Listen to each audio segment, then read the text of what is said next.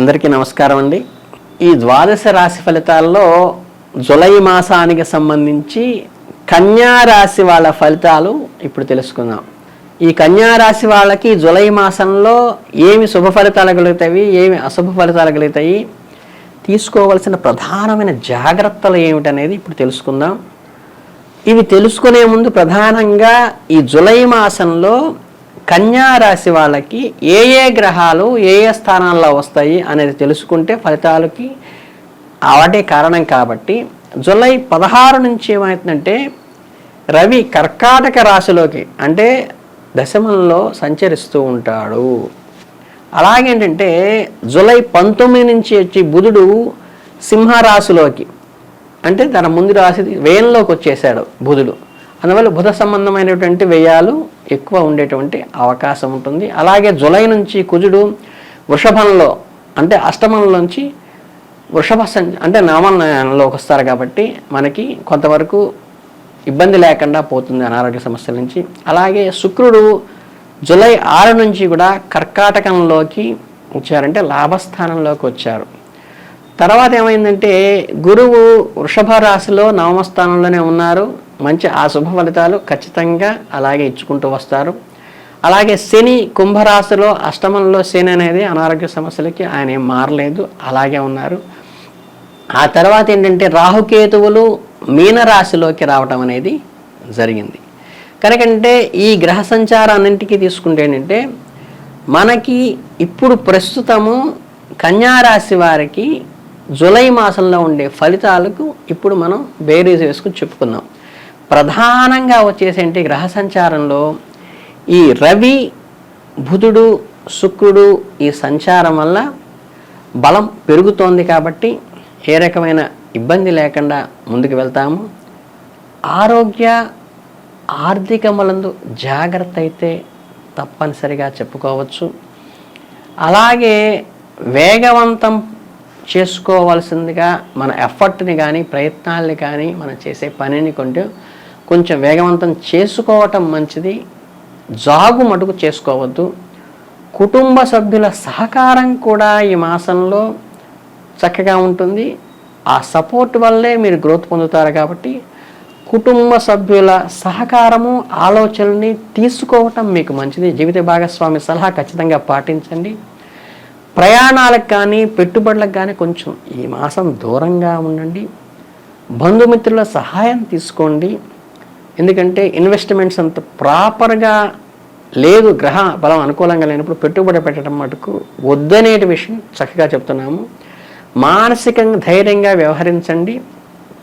మీకు ఏ రకమైన ఇబ్బంది వచ్చినా మనోధైర్యంతో దాన్ని ఎదుర్కోవలసిన అవసరం వస్తుంది. కెరీర్ పరంగా కానీ వ్యక్తిగతంగా కానీ మంచి సహకారం అందుతుంది. ప్రొఫెషన్ బాగానే ఉంటుంది, వ్యక్తిగతంగా కూడా బాగానే ఉంటుంది. ఖర్చులు మాత్రమే పెరిగేటువంటి అవసరం ఉంది. కాబట్టి ఈ ఖర్చులు పెరిగేటువంటి పరిస్థితుల్లో పెట్టుబడులు మాత్రం పెట్టబాకండి, కలిసి రావు. కెరీర్ పరంగా మంచి సహాయం ఉంటుంది. కాబట్టి 3వ వారం నుంచి కెరీర్లో మీకు మంచి సమయమే ఉంది. కాబట్టి ప్రొఫెషన్లో ఇబ్బంది ఏం లేదు. ప్రొఫెషన్లో అందరు మన్ననలు పొందుతారు, గౌరవ మర్యాదలు పొందుతారు. వేరే ఇన్వెస్ట్మెంట్ చేయబాకండి. మీ పనిలో విజయవంతంగా కూడా పూర్తి చేసుకుంటారు. ఈ సపోర్ట్ ఏదైతే ఉంటుందో పై అధికారులతో అది మీకు కలిసి వస్తుంది. వాళ్ళ మద్దతుతో ఉత్సాహంగా ముందుకు వెళ్ళేటువంటి అవకాశం ఉంటుంది.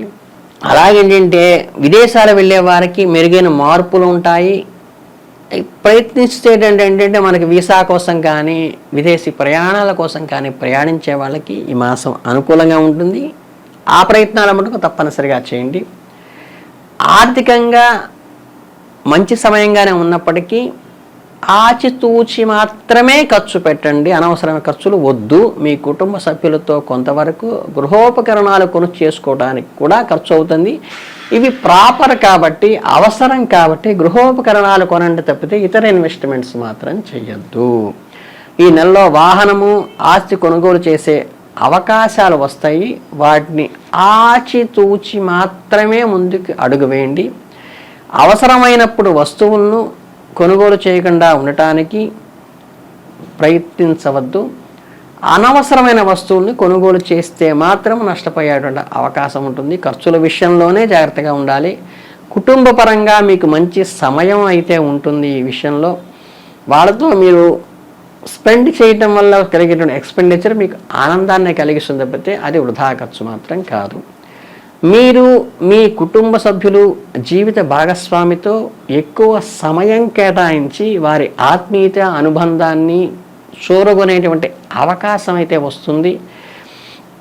వారి కోసం చేసే ఖర్చు కూడా మీకు ఆనందకరంగానే ఉంటుంది, ఉపయోగకరంగానే ఉంటుంది. కాబట్టి వాటి విషయంలో మీరు ఆలోచించాల్సిన అవసరం లేదు.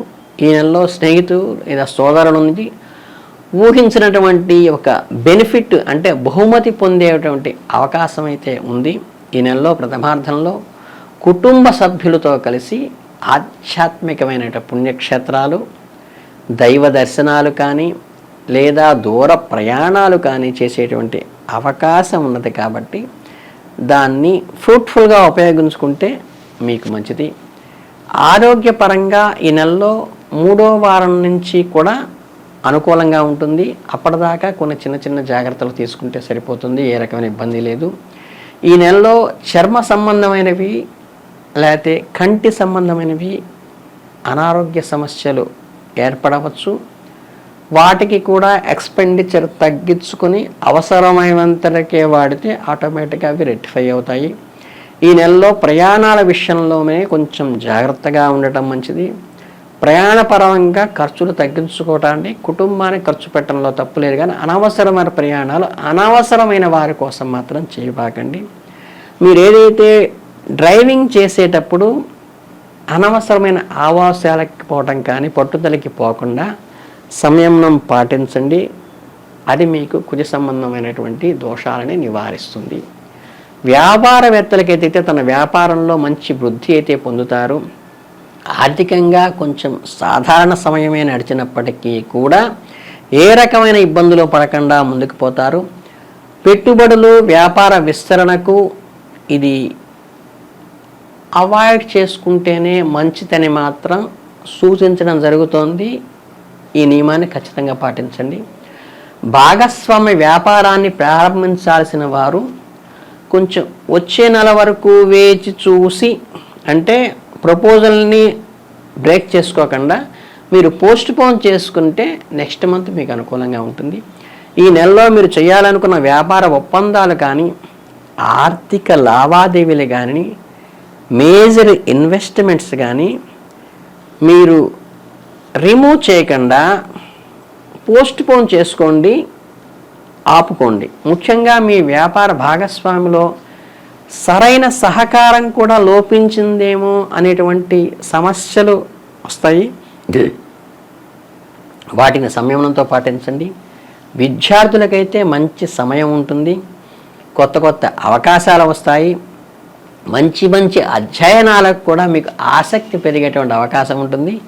ఒక కొత్త విద్యను కూడా మీరు ఈ నెలలో నేర్చుకుంటారు. పరీక్షల్లో ఆశించిన ఫలితాలు కూడా మీరు పొందుతారు.